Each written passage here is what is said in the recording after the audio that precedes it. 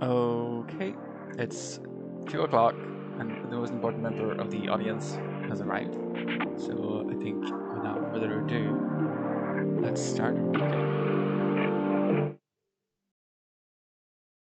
And when we last stopped, uh, I think we just witnessed the death of both Lucy Westenra and her mother, and because, of course, of a mysterious blood loss and some punctures on her neck. What could that be? What could that possibly be? And where do we go from here? So here's Dracula, chapter 13. I also have a tea with me, so I might take some tea drinking breaks at points. That's if I'm quiet or if you're slurping noises. That's it. Enjoy. Chapter 13. Dr. Seward's Diary. Continued. The funeral was arranged for the next succeeding day so that Lucy and her mother might be buried together. I attended to all the ghastly formalities, and the urbane undertaker proved that his staff were affiliated, or blessed, with something of his own obsequious suavity. Even the woman who performed the last offices for the dead remarked to me, in a confidential, rather professional way, when she had come out from the death chamber, "She makes a very beautiful corpse, sir. It's quite a privilege to attend on her. It's not too much to say that she will do credit to our establishment." I noticed that Van Helsing never kept far away. This was possible from the disordered state of things in the household. There were no relatives at hand, and as Arthur had to be back the next day to attend at his father's funeral, we were unable to notify anyone who should have been bidden. Under the circumstances, Van Helsing and I took it upon ourselves to examine papers, etc. He insisted upon looking over Lucy's papers himself. I asked him why, for I feared that he, being a foreigner, might not be quite aware of English legal requirements, and so might in ignorance make some unnecessary trouble. He answered me, I know. You forget that I am a lawyer as well as a doctor, but this is not altogether for the law. You knew that when you avoided the coroner. I have more than him to avoid. There may be papers more such as this." As he spoke, he took from his pocketbook the memorandum which had been in Lucy's breast, and which she had torn in her sleep. "When you find anything of the solicitor who is for the late Mrs. Westenra, seal all her papers and write him tonight. For me, I watch here in the room and in Miss Lucy's old room all night, and I myself search for what may be. It is not well that her very thoughts go into the hands of strangers." I went on with my part of the work, and in another half hour had found the name and address of Mrs. Westenra's solicitor, and had written to him. All the poor lady's papers were in order. Explicit directions regarding the place of burial were given. I had hardly sealed the letter when, to my surprise, Van Helsing walked into the room, saying, "Can I help you, friend John? I am free, and if I may, my service is to you." "Have you got what you looked for?" I asked, to which he replied, "I did not look for any specific thing. I only hoped to find, and find I have all that there was, only some letters and a few memoranda, and a diary you begun. But I have them here, and we shall for the present say nothing of them. I shall see that poor lad tomorrow evening, and with his sanction I shall use some." When we had finished the work in hand, he said to me, "And now, friend John, I think we may to bed. We want sleep, both you and I, and rest to recuperate. Tomorrow we shall have much to do, but for tonight there is no need of us, alas." Before turning in, we went to look at poor Lucy. The undertaker had certainly done his work well, for the room was turned into a small chapelle ardente. There was a wilderness of beautiful white flowers, and death was made as little repulsive as it might be. The end of the winding sheet was laid over the face. When the professor bent over and turned it gently back, we both started at the beauty before us, the tall wax candles showing a sufficient light to note it well. All Lucy's loveliness had come back to her in death, and the hours that had passed, instead of leaving traces of decay's effacing fingers, had but restored the beauty of life, till positively I could not believe my eyes that I was looking at a corpse.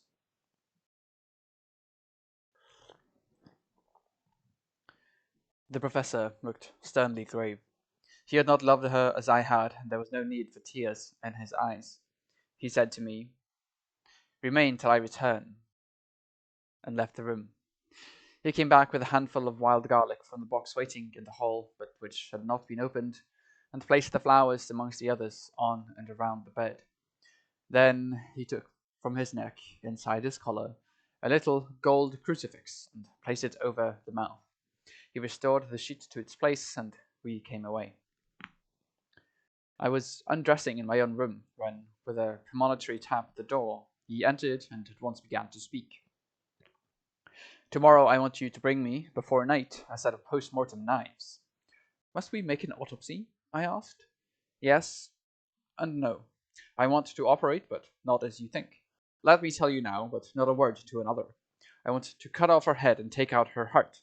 Ah, you a surgeon, and so shocked. You whom I have seen with no tremble of hand or heart do operations of life and death that make the rest shudder. Oh, but I must not forget, my dear friend John, that you loved her, and I have not forgotten it, for it is I that shall operate, and you must only help. I would like to do it tonight, but for Arthur I must not. He will be free after his father's funeral tomorrow, and he will want to see her, to see it. Then, when she is coffined, ready for the next day, you and I shall come and all sleep. We shall unscrew the coffin lid, and shall do our operation, and then replace all, so that none know save we alone. But why do it at all? The girl is dead. Why mutilate her poor body without need? And if there's no necessity for a post-mortem, and nothing to gain by it, no good to her, to us, to science, to human knowledge, why do it? Without such, it is monstrous. For answer, he put his hand on my shoulder and said with infinite tenderness, Friend John, I pity your poor bleeding heart, and I love you the more because it does so bleed.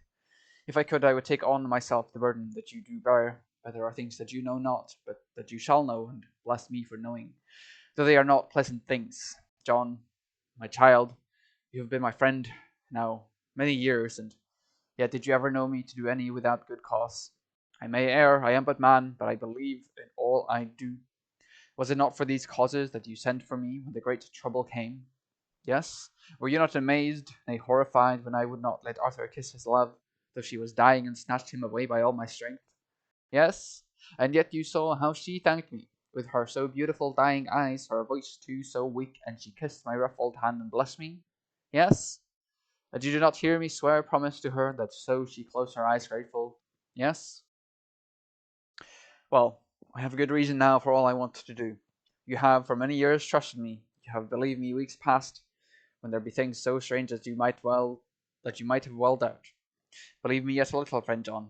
If you trust me not, then I must tell what I think, and that is not perhaps well. And if I work, as work I shall, no matter trust or no trust, without my friend trust in me, I work with heavy heart and feel, oh, so lonely when I want all help and courage that may be. He paused a moment and went on solemnly. Friend John, there are strange and terrible days before us.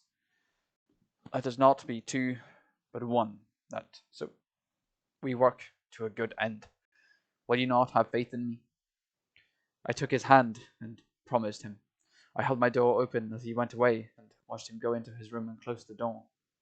As I stood without moving, I saw one of the maids pass silently along the passage. She had her back towards me, so did not see me, and go into the room where Lucy lay. The sight touched me. Devotion is so rare, and we are so grateful to those who show it unasked to those we love. Here was a poor girl putting aside the terrors which she had naturally had of death, to go watch alone by the bier of the mistress whom she loved, so that the poor clay might not be lonely till led to eternal rest.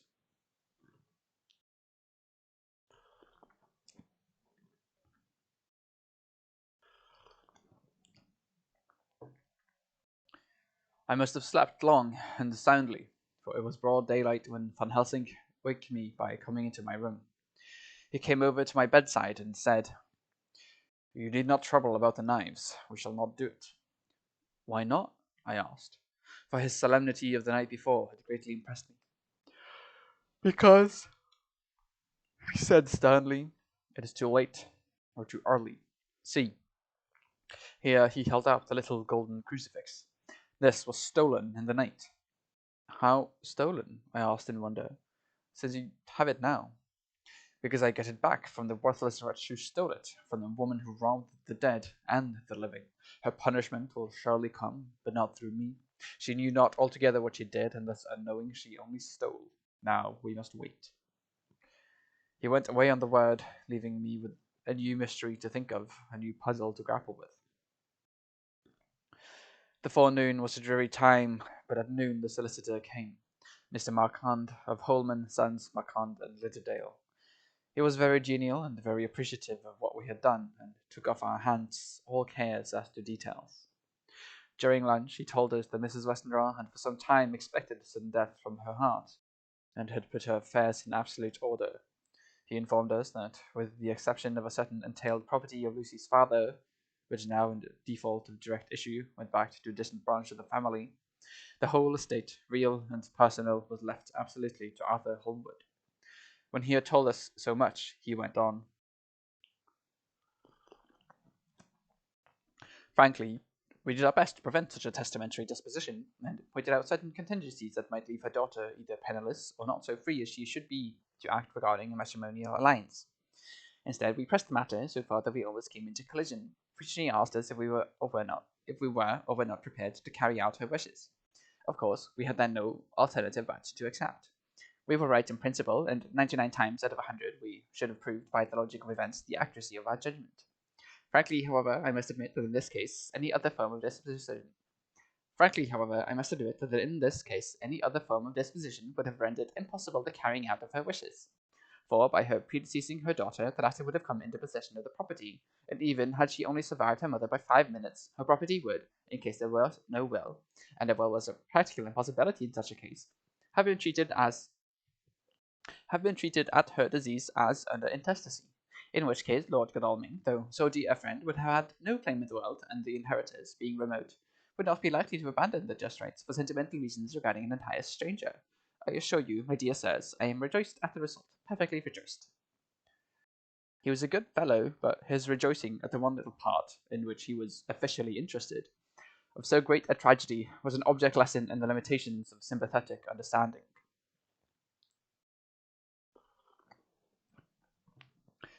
He did not remain long, but said he would look in later in the day and see Lord Godalming. His coming, however, had been a certain comfort to us, since it assured us that we should not have to dread hostile criticism as to any of our acts. Arthur was expected at 5 o'clock, so a little before that time we visited the death chamber. It was so, in very truth, for now both mother and daughter lay in it.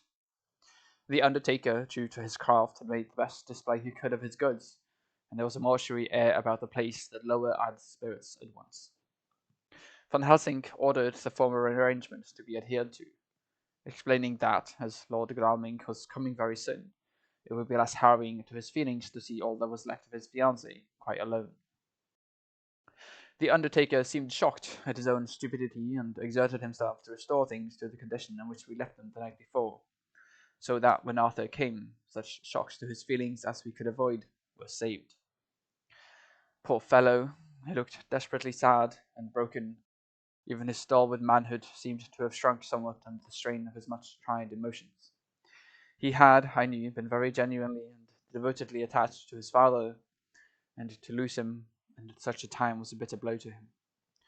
With me he was warm as ever, and to Van Helsing he was sweetly courteous, but I could not help seeing that there was some constraint with him. The professor noticed it too, and motioned me to bring him upstairs.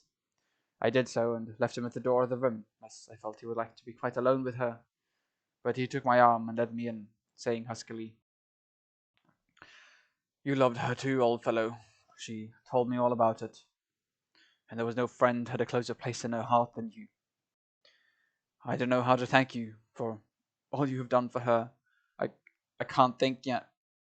Here he suddenly broke down, and threw his arms round my shoulders and laid his head on my breast, crying, "Oh, Jack, Jack, what shall I do? The whole of life seems gone from me all at once, and there is nothing in the wide world for me to live for." I comforted him as well as I could. In such cases men do not need much expression.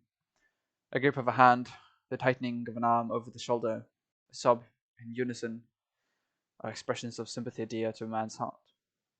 I stood still and silent till his sobs died away, and then I said softly to him, "Come, and look at her. Together we moved over to the bed, and I lifted the lawn from her face. God, how beautiful she was! Every hour seemed to be enhancing her loveliness. It frightened me and amazed me somewhat. And as for Arthur, he fell a trembling, and finally was shaken with doubt as with an ague. At last, after a long pause, he said to me in a faint whisper, "Jack, is she really dead?"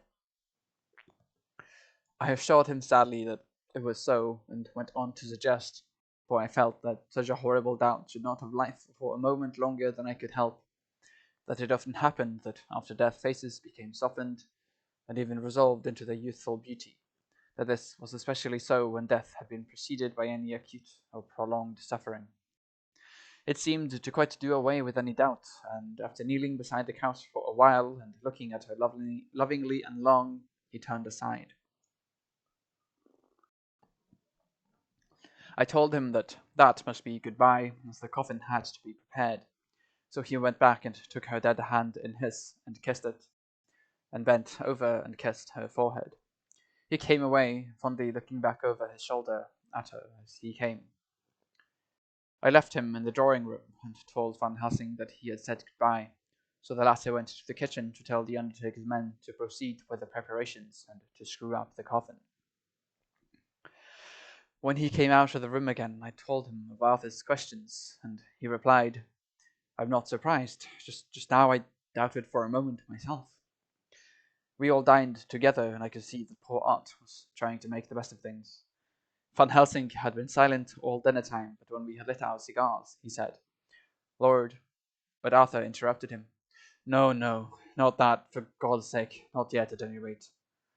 Forgive me, sir, I did not mean to speak so offensively. It is only because my loss is so recent."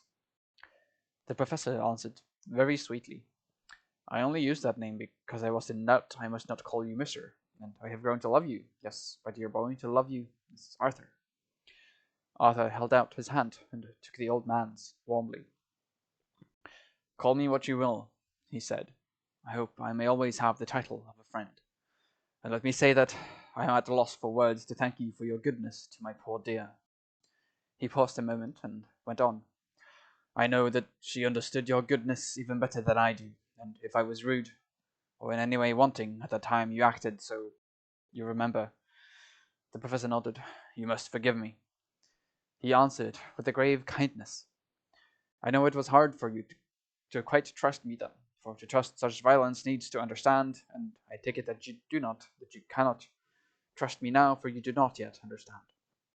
And there may be more times when I shall want you to trust when you cannot, and may not, and must not yet understand. But the time will come when your trust shall be whole and complete in me, and when you shall understand, as though the sunlight himself shone through. Then you shall bless me from first to last for your own sake, and for the sake of others, and for her dear sake to whom I swore to protect." "And indeed, sir," said Arthur warmly, "I shall in all ways trust you. I know and believe you have a very noble heart, and you are Jack's friend, and you are hers. You shall do what you like." The professor cleared his throat a couple of times, as though about to speak, and finally said, "May I ask you something now?" "Certainly. You know that Mrs. Westernall left you all her property." "No, poor dear, I never thought of it." "And as it is all yours, you have a right to deal with it as you will. I want you to give me permission to read all Miss Lucy's papers and letters. Believe me, it is no idle curiosity. I have a motive of which, be sure, she would have approved. I have them all here. I took them before we knew that all was yours, so that no strange hand might touch them, no strange eye to look through words into her soul. I shall keep them, if I may. Even you may not see them yet, but I shall keep them safe. No word shall be lost, and in the good time I shall give them back to you. It's a hard thing I ask, but you will do it, will you not, for Lucy's sake?" Arthur spoke out heartily, like his old self. "Dr. Van Helsing, you may do what you will. I feel that in saying this I am doing what my dear one would have approved. I shall not trouble you with questions till the time comes." The old professor stood up as he said solemnly, "And you are right. There will be pain for us all, but it will not be all pain, nor will this pain be the last." We, and you too, you most of all, my dear boy, will have to pass through the bitter water before we reach the sweet. But we must be brave of heart and unselfish, and do our duty, and all will be well. I slept on a sofa in Arthur's room that night. Van Helsing did not go to bed at all. He went to and fro as if patrolling the house, and was never out of sight of the room where Lucy lay in her coffin, strewn with wild garlic flowers, which sent through the odor of lily and rose, a heavy, overpowering smell into the night.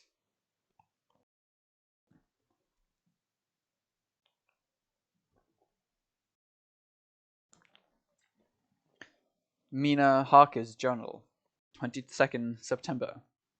In the train to Exeter, Jonathan sleeping. It seems only yesterday that the last entry was made, and yet how much between then, in Whitby and all the world before me, Jonathan away and no news of him, and now married to Jonathan, Jonathan a solicitor, a partner, rich master of his business, Mr. Hawkins dead and buried, and Jonathan with another attack that may harm him. Some day he may ask me about it, down it all goes. I'm rusty in my shorthand, see what unexpected prosperity does for us. So it may be worthwhile to freshen it up again with an exercise anyhow. The service was very simple and very solemn. There were only ourselves and the servants there, one or two old friends of his from Exeter, his London agent, and a gentleman representing Sir John Paxton, the president of the Incorporated Law Society. Jonathan and I stood hand in hand, and we felt that our best and dearest friend was gone from us. We came back to town quickly, taking a bus to Hyde Park Corner. Jonathan thought it would interest me to go into the Row for a while, so we sat down, but there were very few people there, and it was sad looking and desolate to see so many empty chairs. It made us think of the empty chair at home, so we got up and walked down Piccadilly. Jonathan was holding me by the arm the way he used to in old days before I went to school. I felt it very improper, for you can't go on for some years teaching etiquette and decorum to other girls without the pedantry of it biting into yourself a bit. But it was Jonathan, and he was my husband, and we didn't know anybody who saw us, and we didn't care if they did, so on we walked. I was looking at a very beautiful girl in a big cartwheel hat, sitting in a victoria outside Guilano's, when I felt Jonathan clutch my arm so tight that he hurt me, and he said under his breath, "My God!" I'm always anxious about Jonathan, for I fear that some nervous fit may upset him again, so I turned to him quickly and asked him what it was that disturbed him.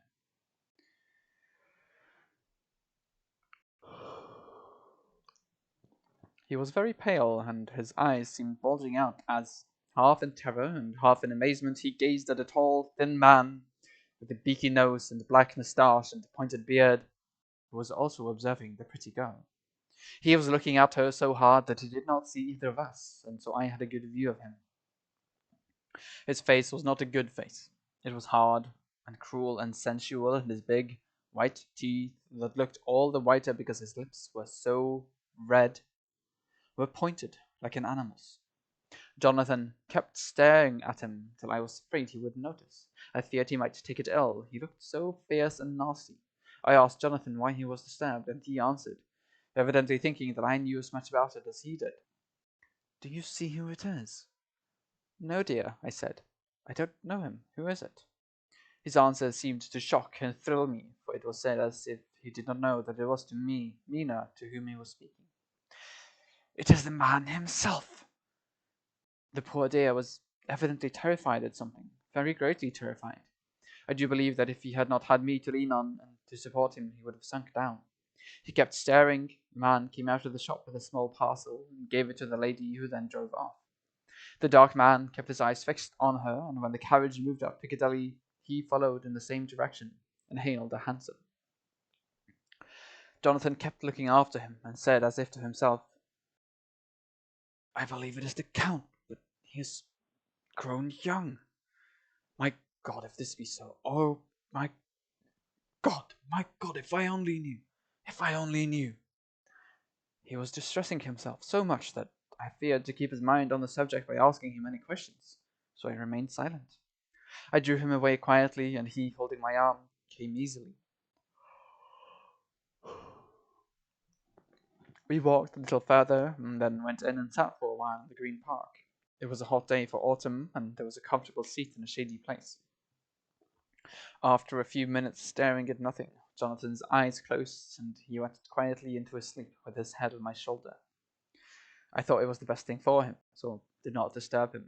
In about 20 minutes he woke up and said to me quite cheerfully, "Why, Mina, have I been asleep? Oh, do forgive me for being so rude. Come, I will have a cup of tea somewhere." He had evidently forgotten all about the dark stranger, as in his illness he had forgotten all that this episode had reminded him of.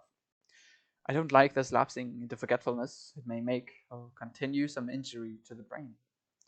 I must not ask him for fear I shall do more harm than good, but I must somehow learn the facts of his journey abroad. The time has come, I fear, when I must open that parcel and know what is written. Oh, Jonathan, you will, I know, forgive me if I do wrong, but it is for your own dear sake. Later. A sad homecoming in every way. The house, empty of the dear soul who was so good to us.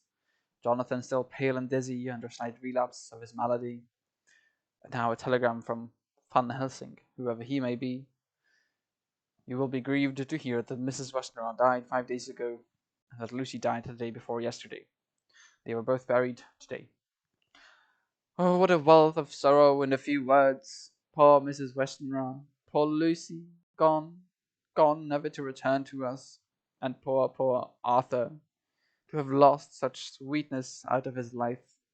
God help us all to bear our troubles.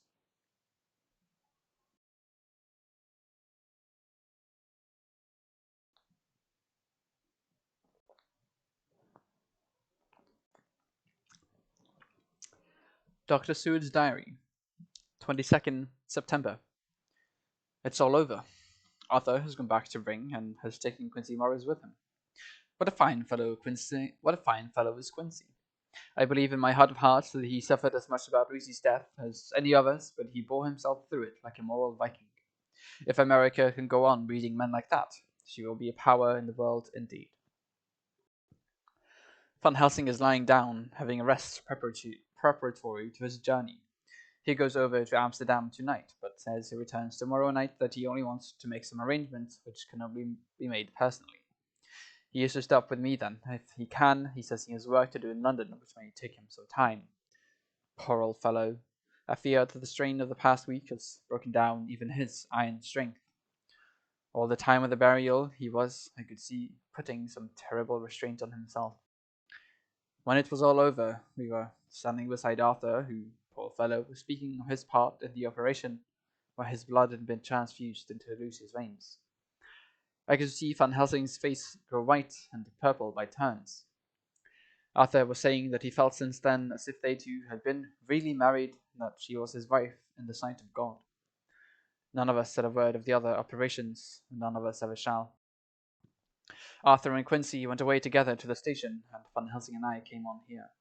The moment we were alone in the carriage, he gave way to a regular fit of hysterics. He has denied to me since that it was hysterics, and insisted that it was only his sense of humor asserting itself under very terrible conditions. He laughed till he cried, and I had to draw down the blinds lest anyone should see us and misjudge. And then he cried till he laughed again, and laughed and cried together, just as a woman does. I tried to be stern with him, as one is to a woman under circumstances, but it had no effect. Men and women are so different in manifestations of nervous strength or weakness. Then, when his face grew grave and stern again, I asked him why his mirth, and why at such a time. His reply was in a way characteristic of him, for it was logical and forceful and mysterious. He said,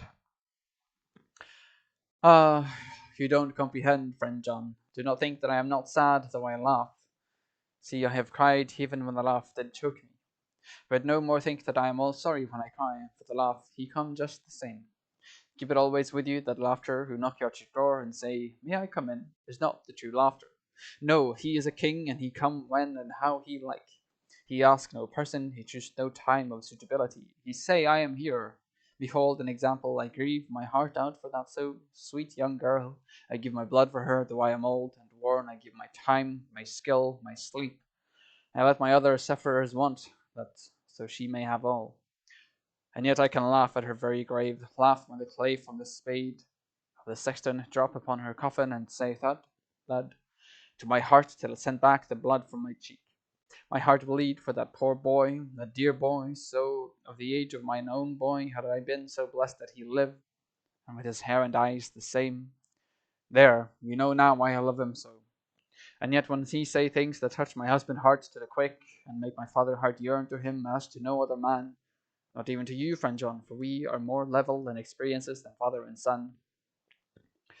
Yet even at such moment King laugh, he come to me and shout, and bellow in my ear, here I am, till the blood come dance back and bring some of the sunshine that he carry with him to my cheek. Oh, friend John, it is a strange world, a sad world, a world full of miseries and woes and troubles. And yet when King Olaf come, he make them all dance to the tune he play. Bleeding hearts and dry bones of the churchyard, and tears that burn as they fall, all dance together to the music that he make with that smile his mouth of him. And believe me, friend John, that he is good to come, and kind.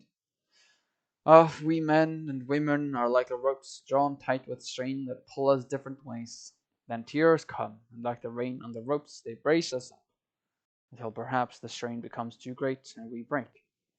But King Olaf he come like the sunshine, and he ease off the strain again, and we bear to go on with our labor, what it may be. I did not like to wound him by pretending not to see his idea, but as he did not yet understand the cause of his laughter, I asked him. As he answered me, his face grew stern, and he said in quite a different tone, "Oh, it was the grim irony of it all. This so lovely lady, garlanded with flowers, that looked so fair as life, till one by one we wondered if she were truly dead. She laid in that so fine marble house, in that lonely churchyard, where rest so many her kin, laid there with the mother who loved her and whom she loved, and that sacred bell going toll, toll, toll, so sad and slow, and those holy men with the white garments of the angel, pretending to read books, and it all the time their eyes never on the page, and all of us with a bowed head. And all for what? She is dead, so, is it not?" "Well, for the life of me, Professor," I said, I can't see anything to laugh at in all that. Why, your explanation makes it a harder puzzle than before. But even if the burial service was comic, what about poor Art and his trouble?" "Why, his heart was simply breaking." "Just so. Said he not that the transfusion of his blood to her veins had made her truly his bride?" "Yes, and it was a sweet and comforting idea for him." "Quite so. But there was a difficulty, friend John. If so that, then what about the others?" "Ho, ho! Then this so sweet maid is a polyandrist, and me with my poor wife dead to me, but alive by church's law, though no wits at all gone. Even I, who am faithful husband to this now no wife, am bigamist." "I don't see what the joke comes in there either," I said, and I did not feel particularly pleased with him for saying such things. He laid his hand on my arm and said, "Friend John, forgive me if I pain. I showed not my feeling to others when it would wound, but only to you, my old friend whom I can trust. If you could have looked into my very heart then, when I wanted to laugh, if you could have done so when the laugh arrived, if you could do so now, when King Laugh have packed up his crown, and all that is to him, for he go far, far away from me, and for a long, long time, maybe you would perhaps pity me the most of all." I was touched by the tenderness of his tone, and asked why. "Because I know. And now we are all scattered, and for many a long day loneliness will sit over our roofs with brooding wings. Lucy lies in the tomb of her kin, a lordly death house in a lonely churchyard, away from teeming London, where the air is fresh and the sun rises over Hampstead Hill, and where wild flowers grow of their own accord. So I can finish this diary, and God only knows if I shall ever begin another.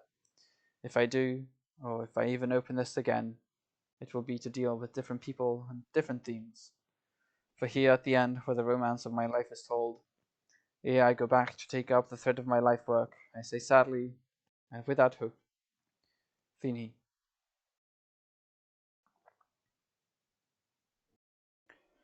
The Westminster Gazette, 25th September. A Hampstead Mystery. The neighbourhood of Hampstead, just at present, exercised with a series of events which seemed to run on lines parallel to those of what was known to the writers of headlines as the Kensington Horror, or the Stabbing Woman, or the Woman in Black.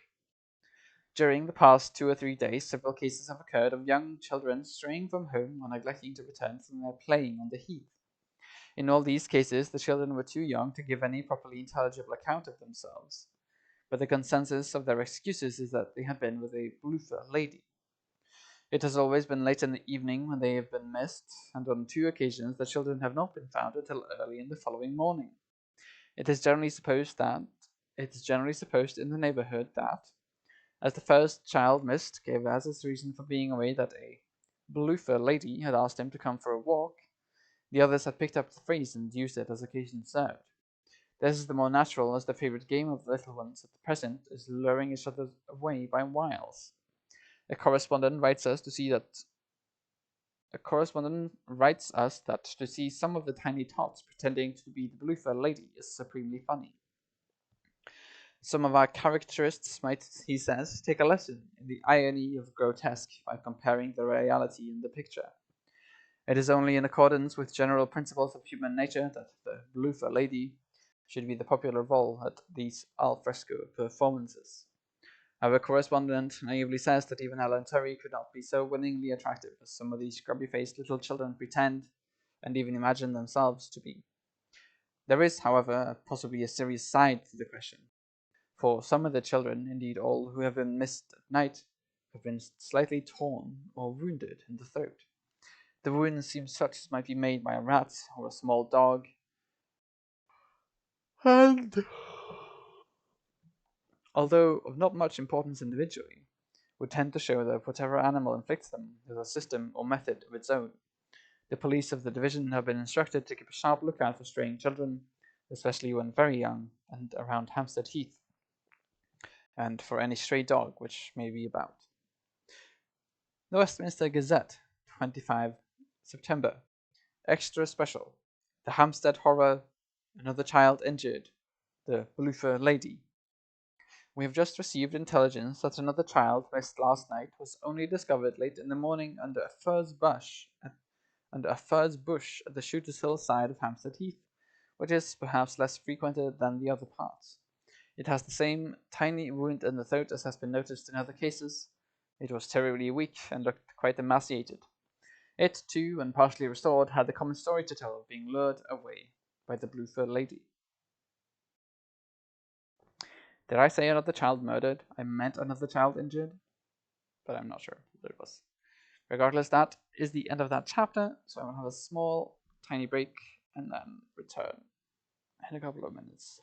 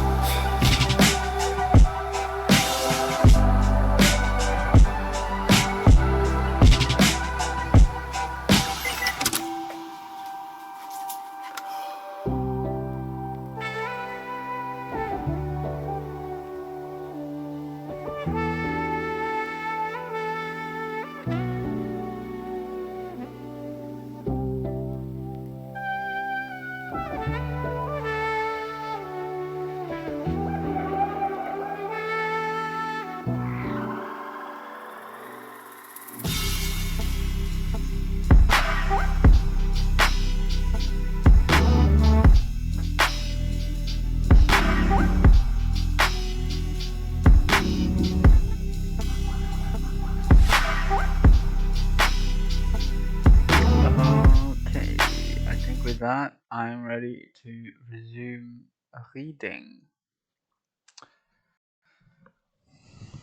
We're also only about halfway through the book, which is insane to me. Like, so much has happened already. Like, how much could there possibly be left? And I feel like I've been reading this for weeks. Dracula is so long. I was not aware Dracula was so long. Maybe this was a mistake. I could drop Dracula at any time, but it could. I don't know how well it's gonna end. But, that's fine. Because for now, we are just reading the next chapter.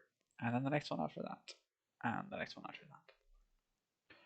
Without further ado, Chapter 14, Mina Harker's Journal. 23rd of September. Jonathan is better after a bad night. I'm so glad that he has plenty of work to do, for that keeps his mind off the terrible things. And oh, I am rejoiced that he is not now weighed down with the responsibility of his new position. I knew he would be true to himself, and now how proud I am to see my Jonathan rising to the height of his advancement, and keeping pace in all ways with the duties that come upon him. He will be away all day till late, for he said he could not lunch at home. My household work is done, so I shall take his foreign journal and lock myself up in my room and read it. 24th of September. I hadn't the heart to write last night. That terrible record of Jonathan's upset me so. Poor dear, how he must have suffered, whether it be true or only imagination. I wonder if there is any truth in it at all. Did he get his brain fever and then write all those terrible things, or had he some cause for it all? I suppose I shall never know, for I dare not open the subject to him, and yet that man we saw yesterday. He seemed quite certain of him. Poor fellow. I suppose there was the funeral upset him and sent his mind back on some train of thought. He believes it all himself.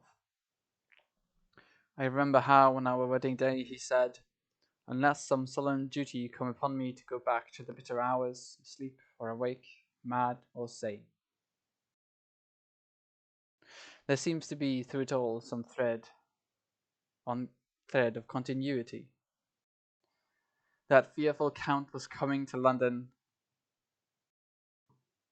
If it should be, and he came to London with his teeming millions, there may be a solemn duty, and if it come, we must not shrink from it. I shall be prepared. I shall get my typewriter this very hour and begin transcribing. Then we shall be ready for other eyes, if required. And if it be wanted, then perhaps, if I am ready, poor Jonathan may not be upset, for I can speak for him and never let him be troubled or worried with it at all.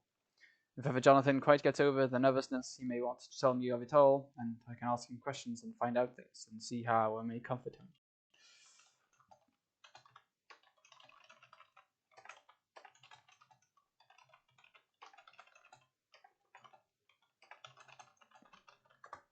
Letter, Van Helsing to Mrs. Harker, 24th September. Confidence. Dear Madam, I pray you to pardon my writing, in that I am so far a friend as that I sent to you sad news of Miss Lucy Westenra's death. By the kindness of Lord Godalming, I am empowered to read her letters and papers, for I am deeply concerned about certain matters vitally important. In them I find some letters from you, which show how great friends you were and how you love her. Oh, Madam Mina, by that love I implore you, help me. It is for others' good that I ask, to redress great wrong, and to lift much and terrible troubles that may be more great than you can know.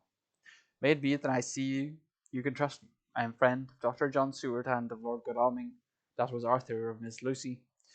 I must keep it private for the present from all. I should come to Exeter to see you at once, if you tell me I am privileged to come, and where, and when. I implore your pardon, madam. I have read your letters to poor Lucy, and know how good you are, and how your husband suffer. So I pray you, if it may be, enlighten him not, lest it may harm. Again your pardon, and forgive me. Van Helsing. Telegram, Mrs. Harker to Van Helsing. 25th September. Come today by 10:15 train if you can catch it. Can see you any time you call. Wilhelmina Harker. Mina Harker's Journal. 25th September. I cannot help feeling terribly excited as the time draws near for the visit of Dr. Van Helsing, for somehow I expect that it will throw some light upon Jonathan's sad experience, and as he attended poor dear Lucy in her last illness, he can tell me all about her. That is the reason of his coming. It is concerning Lucy and her sleepwalking, and not about Jonathan. And I shall never know the real truth now. How silly I am. That awful journal gets hold of my imagination and tinges everything with something of its own colour. Of course it is about Lucy. That habit came back to the poor dear, and that awful night on the cliff must have made her ill. I had almost forgotten in my own affairs how ill she was afterwards. She must have told him of her sleepwalking adventure on the cliff, and that I knew all about it. But now he wants me to tell him what she knows so that he may understand. I hope I did right in not saying anything of it to Mrs. Westenra, and I should never forgive myself if any act of mine, were it even a negative one, brought harm on poor dear Lucy. I hope, too, Dr. Van Helsing will not blame me. I have had so much trouble and anxiety of late that I feel I cannot bear more just at present. I suppose a cry does us all good at times, clears the air as other rain does. Perhaps it was reading the journal yesterday that upset me, and then Jonathan went away this morning to stay away from me a whole day and night, the first time we have been parted since our marriage. I do hope the dear fellow will take care of himself, and that nothing will occur to upset him. It is 2 o'clock, and the doctor will be here soon now. I shall say nothing of Jonathan's journal unless he asks me. I am so glad I have typewritten out my own journal, so that, in case he asks about Lucy, I can hand it to him. It will save much questioning. Later. He has come and gone. Oh, what a strange meeting, and how it all makes my head whirl round. I feel like one in a dream. Can it be all possible, or even a part of it? If I had not read Jonathan's journal first, I should never have accepted even a possibility. Poor dear Jonathan, how he must have suffered. Please, the good God, all this may not upset him. I shall try to save him from it, but it may be even a consolation and a help to him. Terrible though it be, and awful in its consequences, to know for certain that his eyes and ears and brain did not deceive him, and that it is all true. It may be that it is the doubt which haunts him, that when the doubt is removed, no matter which, waking or dreaming, may prove the truth, he will be more satisfied and better able to bear the shock. Dr. Van Helsing must be a good man, as well as a clever one if he is Arthur's friend and Dr. Seward's, and if they brought him all the way from Holland to look after Lucy. I feel from having seen him that he is good and kind and of a noble nature. When he comes tomorrow, I shall ask him about Jonathan, and then, please God, all this sorrow and anxiety may be led to a good end. And all this sorrow and anxiety may lead to a good end. I used to think I would like to practice interviewing. Jonathan's friend on the Exeter News told him that memory was everything in such work, that you must be able to put down exactly almost every word spoken, even if you had to refine some of it afterwards. Here was a rare interview. I shall try to record it verbatim. It was 2:30 when the knock came. I took my courage à deux mains and waited. In a few minutes, Mary opened the door and announced Dr. Van Helsing. I rose and bowed, and he came towards me, a man of medium weight, strongly built, with his shoulders set back over a broad, deep chest, and the neck well balanced on the trunk as the head is on the neck. The poise of the head strikes one at once as indicative of thought and power. The head is noble, well-sized, broad, and large behind the ears. The face, clean-shaven, shows a hard, square chin, a large, resolute, mobile mouth, a good-sized nose, rather straight but with quick, sensitive nostrils that seem to broaden as the big bushy brows come down and the mouth tightens. The forehead is broad and fine, rising at first almost straight and then sloping back above two bumps or ridges wide apart. Such a forehead that the reddish hair cannot possibly tumble over it, but falls naturally back and to the sides. Big, dark blue eyes are set widely apart and are quick and tender or stern with a man's moods. He said to me, "Mrs. Harker, is it not?" I bowed assent. "That was Miss Mina Murray?" Again I assented. "It is Mina Murray that I came to see, that was friend of that poor dear child, Lucy Westenra. Madam Mina, it is on account of the dead I come." "Sir," I said, "you could have no better claim on me than that you were a friend and helper of Lucy Westenra." And I held out my hand. He took it and said tenderly, "Oh, Madam Mina, I knew that the friend of that poor Lily girl must be good, but I had yet to learn." He finished his speech with a courtly bow, I asked him what it was that he wanted to see me about, so he at once began. I have read your letters to the Miss Lucy. Forgive me, but I had to begin to inquire somewhere, and there was none to ask. I know that you were with her at Whitby.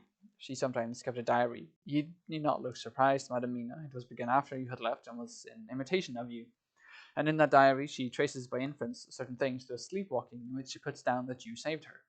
In great perplexity, then, I come to you and ask you, out of your so much kindness, to tell me all of it that you can remember. I can tell you, I think, Dr. Van Helsing, all about it. Ah, then you have a good memory for the facts, for details. It is not always so with young ladies. No, Doctor, but I wrote it all down at the time. I can show it to you if you like. Oh, Madam Mina, I will be grateful. You will do me much favour. I could not resist the temptation of mystifying him a bit. I suppose it is some of the taste of the original apple that remains still in our mouths. So I handed him the shorthand diary. He took it with a grateful bow and said, "May I read it?" "If you wish," I answered as demurely as I could. He opened it, and for an instant his face fell. Then he stood up and bowed. "Oh, you so clever woman," he said. "I knew long that Mr. Jonathan was a man of much thankfulness would see his wife of all the good things. And will you not so much honour me, and so help me as to read it for me? Alas, I know not the shorthand." By this time my little joke was over, and I was almost ashamed, so I took the typewritten copy from my work-basket and handed it to him. "Forgive me," I said. "I could not help it, but I had been thinking that it was of dear Lucy that you wished to ask, and so that you might not have time to wait. Not on my account, but because I know your time must be precious. I have written it out on the typewriter for you." He took it, and his eyes glistened. "You are so good," he said, "and may I read it now? I may want to ask you some things when I have read." "By all means," I said. "Read it over whilst I order lunch, and then you can ask me questions whilst we eat." He bowed and settled himself in a chair with his back to the light, and became absorbed in the papers, whilst I went to see after lunch, chiefly in order that he might not be disturbed. When I came back, I found him walking hurriedly up and down the room, his face all ablaze with excitement. He rushed up to me and took me by both hands. "Oh, Madam Mina," he said, "how can I say what I owe to you? This paper is as sunshine. It opens the gates to me. I am dazed, I am dazzled with so much light, and yet clouds roll in behind the light every time. But that you cannot comprehend. Oh, but I am grateful to you, you so clever woman. Madam," he said this very solemnly, "if ever Abraham Van Helsing can do anything for you or yours, I trust you will let me know. It will be pleasure and delight if I may serve you as a friend. But as a friend, but all I have ever learned, all I can ever do shall be for you and those you love. There are darknesses in life, and there are lights. You are one of the lights. You will have happy life and good life, and your husband will be blessed in you." "But, doctor, you praise me too much, and you do not know me." "Not know you? I, who am old, and who have studied all my life men and women. I have made my specialty the brain, and all that belongs to him, and all that follow from him. And I have read your diary, you have so goodly written for me, and which breathes out truth in every line. I, who have read your so sweet letter to poor Lucy of your marriage and your trust. Not know you? Oh, Madam Mina, good women tell all their lives, and by day, and by hour, and by minute, such things that angels can read, and we men who wish to know have in us something of angels' eyes. Your husband is noble nature, and you are noble too, for you trust. And trust cannot be where there is mean nature. And your husband, tell me of him. Is he quite well? Is all that fever gone, and is he strong and hearty? I saw here an opening to ask him about Jonathan, so I said, "He was almost recovered, but he has been greatly upset by Mr. Hawkins's death." He interrupted. "Oh yes, I know. I have read your last two letters," I went on. "I suppose this upset him, for when we were in town on Thursday last, he had a sort of shock." "A shock, and after brain fever so soon. That was not good. What kind of a shock was it?" "He thought he saw someone who recalled something terrible, something which led to his brain fever. And here the whole thing seemed to overwhelm me in a rush. This pity for Jonathan, the horror which he experienced, the whole fearful mystery of his diary, and the fear that he has been brooding over me ever since, all came in a tumult. I suppose I was hysterical, for I threw myself on my knees and held out my hands to him, and deplored him to make my husband well again. He took my hands and raised me up, and made me sit on the sofa, and sat by me. He held my hand in his, and said to me with, oh, such infinite sweetness, 'My life is a barren and lonely one, and so full of work that I have not had much time for friendships. But since I have been summoned here by my friend John Seward, I have known so many good people, and seen such nobility that I feel more than ever, and it has grown with my advancing years, the loneliness of my life. Believe me, then, that I come here full of respect for you, and you have given me hope. Hope not in what I am seeking of, but that there are good women still left to make life happy. Good women whose lives and whose truths make a good lesson for the children that are to be. I am glad that I may be here of some use to you, for if your husband suffer, he suffer within the range of my study and experience. I promise you that I will gladly do all for him that I can, all to make his life strong and manly, and your life a happy one. Now you must eat. You are overwrought and perhaps over anxious. Husband Jonathan would not like to see you so pale, and what he like not where he love is not to his good. Therefore, for his sake, you must eat and smile. You have told me all about Lucy, and so now we shall not speak of it, lest it distress. I shall stay in Exeter tonight, for I want to think much over what you have told me. And when I have thought, I will ask questions. And when I have thought, I will ask you questions, if I may. And then, too, you will tell me of husband Jonathan's trouble so far as you can.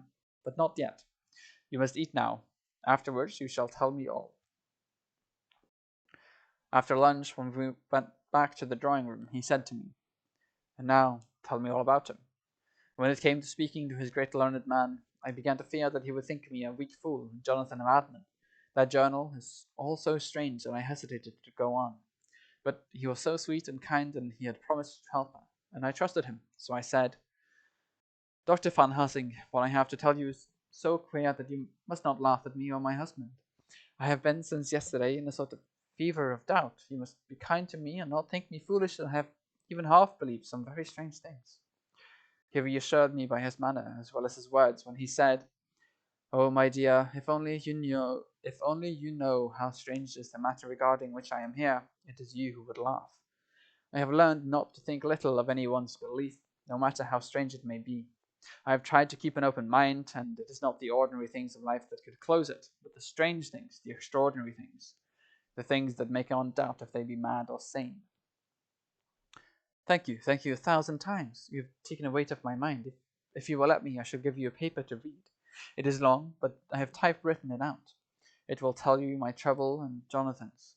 It is the copy of his journal when abroad, and all that happened. I dare not say anything of it. You will read for yourself and judge. And then when I see you, perhaps you will be very kind and tell me what you think. "I promise," he said, as I gave him the papers. "I shall in the morning, as soon as I can, come to see you and your husband, if I may. Jonathan will be here at 11:30, and you must come to lunch with us and see him then. You could catch the quick 3:34 train, which will leave you at Paddington before 8. He was surprised at my knowledge of the trains offhand, but he does not know that I have made up all the trains to and from Exeter, so that I may help Jonathan in case he is in a hurry." So he took the papers with him and went away, and I sit here thinking I don't know what. Letter. I had from Helsing to Mrs. Harker, 25th September, 6 o'clock. Dear Madam Mina, I have read your husband's so wonderful diary. You may sleep without doubt. Strange and terrible as it is true. I will pledge my life on it. It may be worse for others, but for him and you there is no dread. He is a noble fellow, and let me tell you from experience of men that one who would do as he did in going down that wall and to that room, aye, and going a second time, is not one to be injured in permanence by a shock. His brain and his heart are all right, this I swear before I have even seen him, so be at rest. I shall have much to ask him of other things. I am blessed that today I come to see you, for I have learned all at once so much that again I am dazzled more than ever, and I must think. Yours, the most faithful, Abraham van Helsing. Letter, Mrs. Harker to Van Helsing, 25th September, 6:30 p.m. My dear Dr. Van Helsing, 1,000 thanks for your kind letter, which has taken a great weight off my mind. And yet if it be true, what terrible things there are in the world, and what an awful thing if that man, that monster, be really in London. I fear to think. I have this moment, whilst writing, had a wire from Jonathan, saying that he leaves by the 6:25 tonight from Launceston, and will be here at 10:18, so that I shall have no fear tonight. Will you, therefore, instead of lunching with us, please come to breakfast at 8 o'clock, if this be not too early for you? You can get away if you are in a hurry by the 10:30 train, which will bring you to Paddington by 2:35. Do not answer this, as I shall take it that, if I do not hear, you will come to breakfast. Believe me, your faithful and grateful friend, Mina Harker.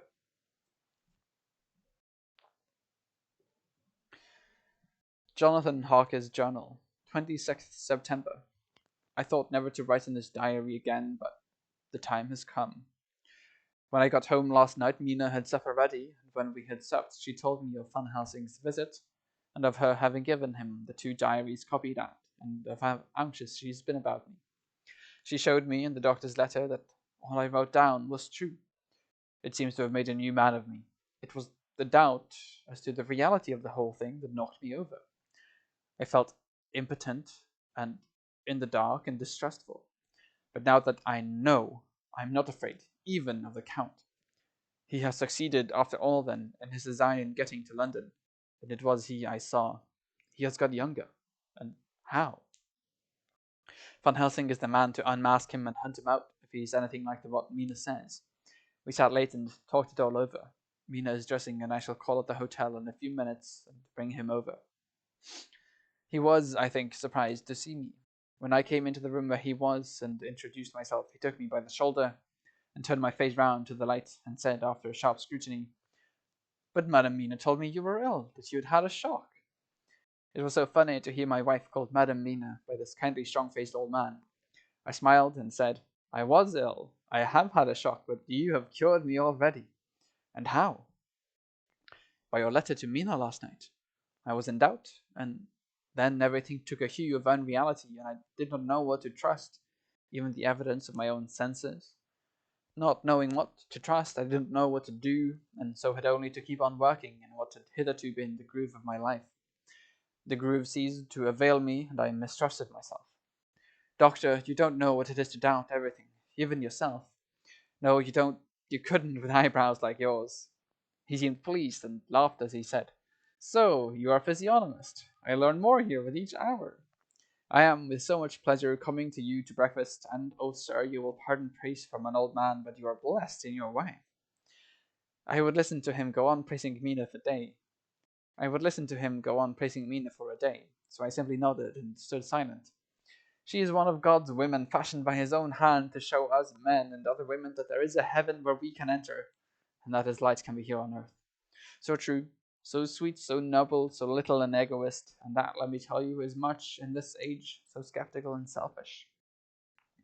And you, sir, I have read all the letters to poor Miss Lucy, and some of them speak of you, so I know you in some days from knowing of others. But I have seen your true self since last night. You will give me your hand, will you not, and let us be friends for all our lives. We shook hands, and he was so earnest and so kind that it made me quite choky. "And now," he said, "may I ask you for some more help? I have a great task to do, and at the beginning it is to know. You can help me here. Can you tell me what went before your going to Transylvania? Later on I may ask more help, and of a different kind, but at first this will do." "Look here, sir," I said, "does what you have to do concern the Count?" "It does," he said solemnly. "Then I am with you heart and soul. As you go by the 10:30 train, you will not have time to read them, but I shall get the bundle of papers. You can take them with you and read them in the train." After breakfast I saw him to the station. When we were parting, he said, "Perhaps you will come to town if I send to you, and take Madame Mina too." "We shall both come when you will," I said. I had got him the morning papers and the London papers of the previous night, and while we were talking at the carriage window waiting for the train to start, he was turning them over. His eyes suddenly seemed to catch something in one of them, the Westminster Gazette. I knew it by the collar, and he grew quite white. He read something intently, groaning to himself, Mein Gott, so soon, so soon." I do not think he remembered me at the moment. Just then the whistle blew and the train moved off. This recalled him to himself, and he leaned out of the window and waved his hand, calling out, "Love to Madame Mina. I shall write as so soon as ever I can." Dr. Seward's Diary, 26th September. Truly there is no such thing as finality. Not a week since I said "Fiddy," and yet here I am starting fresh again, or rather going on with the same record. Until this afternoon I had no cause to think of what is done. Renfield had become, to all intents, as sane as he ever was. He was already well ahead with his fly business, and he had just started in the spider line also, so he had not been of any trouble to me. I had a letter from Arthur written on Sunday, and from it I gathered that he is bearing up wonderfully well. Quincy Morris is with him, and that is much of a help, for he himself is a bubbling well of good spirits. Quincy wrote me a line too, and from him I hear that Arthur is beginning to recover something of his old buoyancy. So as to them, all my mind is at rest. As for myself, I was settling down to my work with the enthusiasm which I used to have for it, so that I might fairly have said that the wound which poor Lucy left on me was becoming cicatrized. Everything is, however, now reopened, and what is to be the end, God only knows. I have an idea that Van Helsing thinks he knows too, but he will only let out enough at the time to whet curiosity. He went to Exeter yesterday and stayed there all night. Today he came back and almost bounded into the room at about 5:30 and thrust last night's Westminster Gazette into my hand. What do you think of that? He asked as he stood back and folded his arms. I looked over the paper, for I really did not know what he meant, but he took it from me and pointed out a paragraph about children being decoyed away at Hampstead. It did not convey much to me until I read a passage where it described small punctured wounds on their throats. An idea struck me, and I looked up. Well, he said, it is like poor Lucy's. And what do you make of it? Simply that there is some cause in common. Whatever it was that injured her has injured them. I did not quite understand his answer. That is true indirectly, but not directly. How do you mean, Professor? I asked.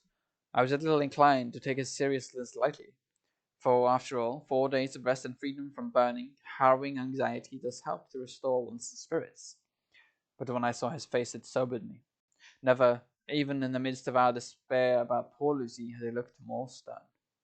Tell me, I said.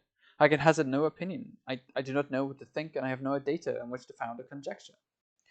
Do you mean to tell me, friend John, that you have no suspicion as to what poor Lucy died of, not after all the hints given, not only by events, but by me? Of nervous prostration following on great loss, or waste of blood? And have the blood lost, or waste? I shook my head. He stepped over and sat down beside me and went on. You are clever, friend John. You reason well, and your wit is bold, but you are too prejudiced. You do not, as your eyes see, nor your ears hear, and that which is outside your daily life is not of account to you. Do you not think that there are things which you cannot understand, and yet which are, that some people see things that others cannot? But there are things old and new which must not be contemplated by men's eyes, because they know, or think they know, some things which other men have told them. It is the fault of our science that it wants to explain all, and if it explains not, then it says there is nothing to explain. But yet we see around us every day the growth of new beliefs which think themselves new, and which are yet but the old, which pretend to be young, like the fine ladies at the opera. I suppose now you do not believe in corporeal transference? No? Nor in materialization? No? Nor in astral bodies? No? Nor in the reading of thought? No? Nor in hypnotism? Yes, I said. Charcot has proved that pretty well. He smiled as he went on. Then you are satisfied as to it? Yes, and of course then you understand how it acts, and can follow the mind of the great Charcot, alas that he is no more, into the very soul of the patient that he influenced? No? Then, friend John, am I to take it that you simply accept fact and are satisfied to let from premise to conclusion be a blank? No? Then tell me, for I am student of the brain, how you accept the hypnotism and reject the thought reading.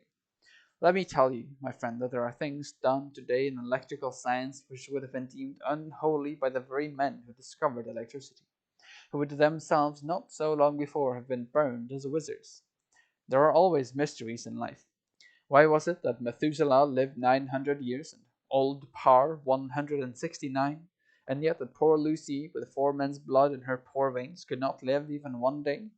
For had she lived one more day, we could have saved her. Do you know all the mystery of life and death? Do you know the altogether of comparative anatomy, and can say wherefore the qualities of brutes are in some men and not in others? Can you tell me why, when other spiders die small and soon, that one great spider lived for centuries in the tower of the old Spanish church, and grew till on descending he could drink the oil of all the church lamps? Can you tell me why in the Pampas, aye, and elsewhere, there are bats that come at night and open the veins of cattle and horses, and suck dry their veins? How in some islands of the western seas there are bats which hang on the trees all day, and those who have seen describe as like giant nuts or pods, at that when the sailors sleep on the deck because that it is hot, slid down on them, and then, in the morning, I found dead men, white as even Miss Lucy was. Good God, Professor, I said, starting up. Do you mean to tell me that Lucy was bitten by such a bat, and that such a thing is here in London in the 19th century? He waved his hand for silence and went on. Can you tell me why the tortoise lives for more long than generations of men, why the elephant goes on and on till he have seen dynasties, and why the parrot never die only of bite of cat or dog or other complaint? Can you tell me why men believe in all ages and places that there are some few who live on always if they be permit, that there are men and women who cannot die? We all know, because science has vouched for the fact, that there have been toads shut up in rocks for thousands of years, shut in one so small hole that only hold him since the youth of the world. Can you tell me how the Indian fakir can make himself to die and have been buried, and his grave sealed, and corn sowed on it, and the corn reaped, and be cut, and sown, and reaped, and cut again, and then men come and take away the unbroken seal, and that there lie the Indian fakir, not dead, but that rise up and walk amongst them as before? Here I interrupted him. I was getting bewildered. He so crowded on my mind his list of nauseous eccentricities and possible impossibilities that my imagination was getting fired. I had a dim idea that he was teaching me some lesson, as long ago he used to do in a study at Amsterdam. But he used then to tell me the thing so that I could have the object of thought in mind all the time. But now I was without his help, yet I wanted to follow him, so I said, Professor, let me be a pet student again. Tell me the thesis so that I may apply your knowledge as you go on. At present I am going in my mind from point to point as a madman, and not a sane one follows an idea. I feel like a novice lumbering through a bog in a mist, jumping from one tussock to another in a mere blind effort to move on without knowing where I am going. That is good, Image, he said. Well, I shall tell you. My thesis is this. I want you to believe. To believe what? To believe in things that you cannot. Let me illustrate. I heard once of an American who so defined faith, that faculty which enables us to believe things which we know to be untrue. For one, I follow that man. He meant that we shall have an open mind, and not let a little bit of truth check the rush of a big truth, like a small rock does a railway track. We get the small truth first, good, we keep him, and we value him, but all the same we must not let him think himself all the truth in the universe. Then do you want me to not to let some previous conviction endure the receptivity of my mind with regard to some strange matter? Do I read your lesson aright?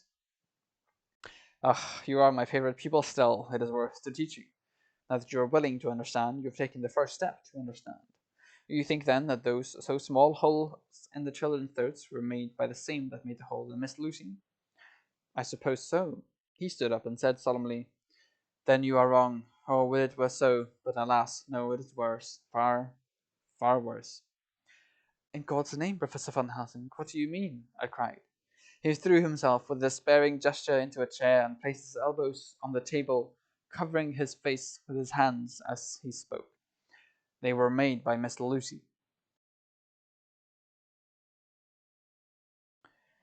And I think that's where I'm going to end it today. My throat is getting tired. Getting quite tired.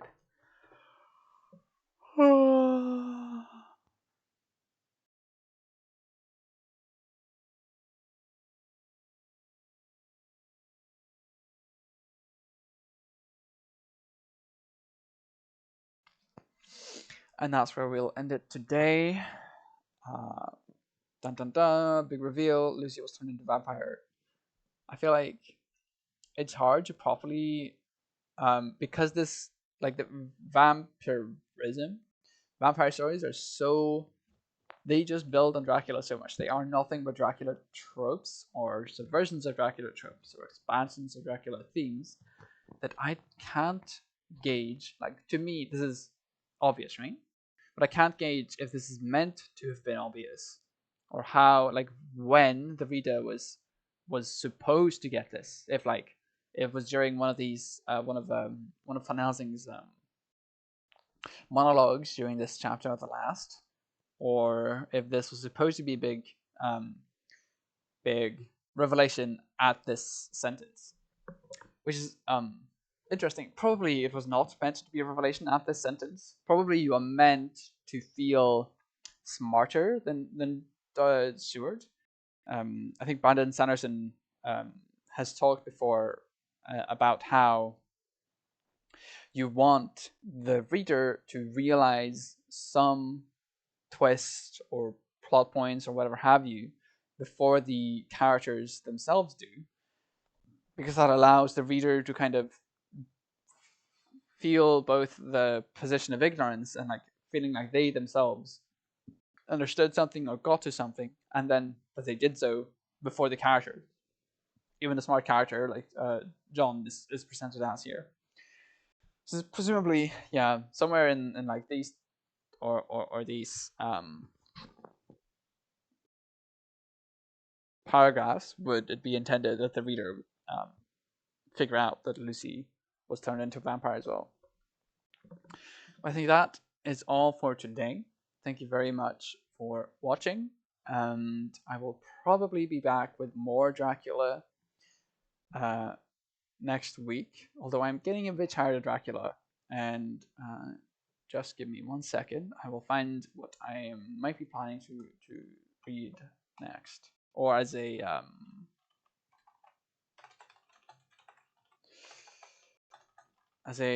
1 or 2 week reprieve from Dracula. So those who know me know that I quite like certain rationalist philosophy, and I figure reading some of Elisa Yudkowsky's sequences on stream would be quite fun, as I think they are both poignant, smart, intelligent in many places, and this Joy in the Merely Real essay kind of illustrates part of the perspective, and I think it's also just a very good, pretty good essay.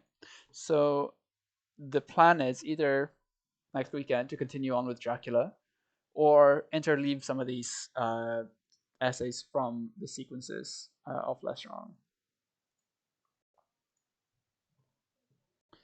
I don't remember exactly where these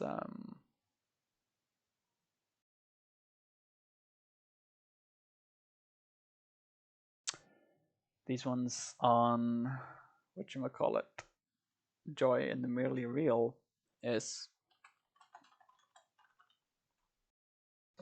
It is in Mere Reality, which is quite a far ways down.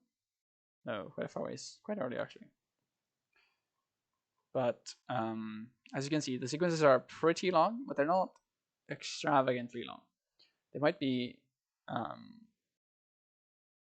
about, I don't know, a friend found a word count at some point, but I don't remember them anymore. But that is actually it. So those are some of my plans for how to continue doing these streams, and I hope you will come listen more either way.